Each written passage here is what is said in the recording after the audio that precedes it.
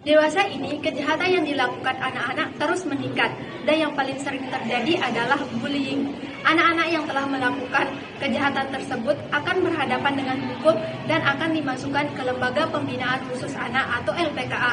Dimaksudkan untuk membentuk anak-anak tersebut menjadi manusia seutuhnya, menyadari kesalahan mereka, dan memperbaiki diri agar tidak mengulangi kesalahan yang sama, sehingga anak-anak tersebut dapat diterima kembali di lingkungan masyarakat.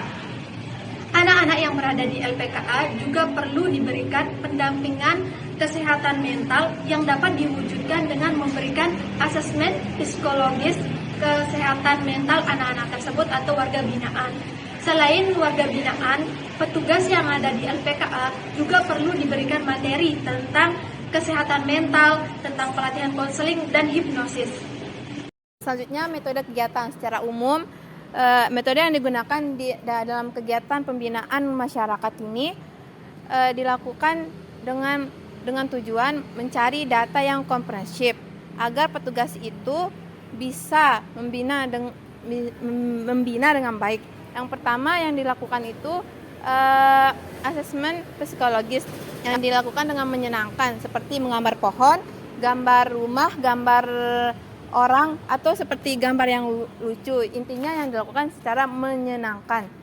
Yang kedua, pelatihan konseling bertujuan agar petugas bisa memahami cara pendekatan warga binaannya supaya agar untuk menentukan bahwa mereka setiap individu itu bisa memiliki masa depan yang mereka impikan dan bisa merubah pikiran mereka. Hasil dan pembahasan. Bagian yang pertama yaitu asesmen.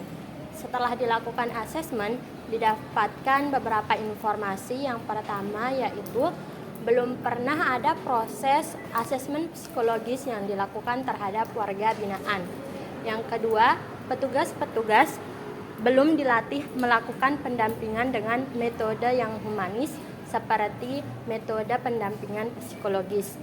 Yang ketiga, petugas belum pernah mendapatkan pelatihan konseling dan hipnosis. Yang keempat, asesmen psikologis warga binaan. Kemudian bagian kedua yaitu pelatihan konseling. Setelah dilakukan pelatihan konseling terhadap petugas-petugas tersebut, mereka mampu untuk menarik para warga binaan agar mereka bercerita tentang masalah yang sedang mereka hadapi. Bagian ketiga ada materi konseling dan pembinaan. Materi konseling dan pembinaan yang digunakan yaitu psikologi humanistik atau psikologi kemanusiaan.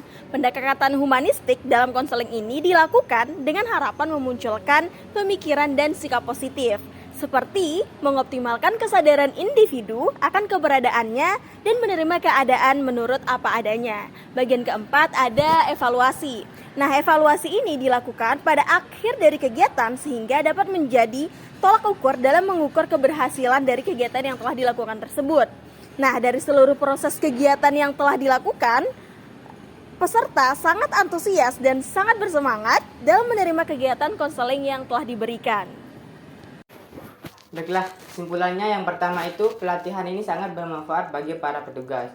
Yang kedua, warga binaan mendapatkan dampak yang cukup besar. Yang ketiga, pembinaan ini juga bisa menyadarkan anak-anak bahwa melakukan pembulian bisa berdampak buruk untuk kesehatan mental seseorang.